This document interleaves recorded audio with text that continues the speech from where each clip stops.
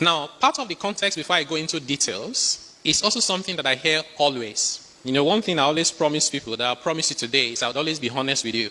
Whether you now like the outcome or not is a different thing, but I'll be honest with you. And I'm not here to promote anyone, not even the government. I'm speaking to facts, and you make your own decisions. Many people would ask today, and I saw it during the recent MBA conference in Enugu, they would say, is your life better today than it was 2 years ago? Of course, the answer would be a resounding no. But the problem is not with the answer, the problem is with the question. The question presupposes that if we did nothing and maintained the status quo as it was as of May 2023, that our life today will be exactly the same as it was 2 years ago. And a liter of petrol will be the same amount. A bag of rice will be the same amount. Exchange rate of dollars will be the same amount. Guess what? That is the biggest fallacy. If government had not introduced the reforms that they introduced in the past 2 years, the picture will look like what you have on the screen. As at May 2023, I tried to use traffic colors. Nigeria was amber, waiting to turn red. You know amber can turn to green, but this was amber turning red. It got so bad that Nigeria was trading a negative balance of payments. We're receiving less dollars than we're spending. Nigeria had printed about 30 trillion naira to spend, just printing money to spend. That's part of the inflation we are dealing with today, because government ran out of revenue.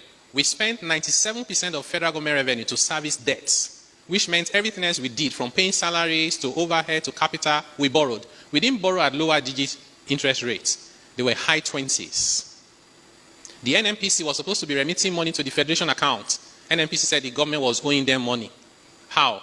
Because all of our entitlements, NNPC used it to subsidize PMS. It wasn't enough.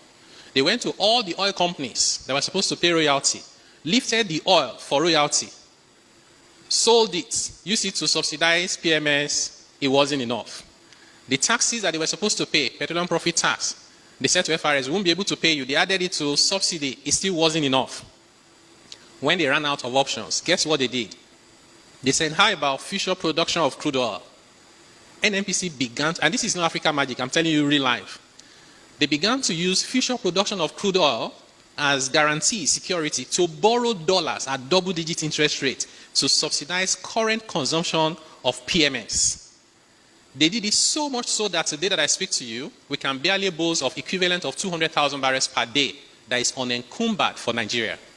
That 200,000 barrels that was left, in my estimation, was less than 6 months of headroom. If this reform had not been done by May, by the end of 2023, you know what will happen naturally? Once you exhaust your future production and you can't print dollars, you will not be able to bring in any refined products.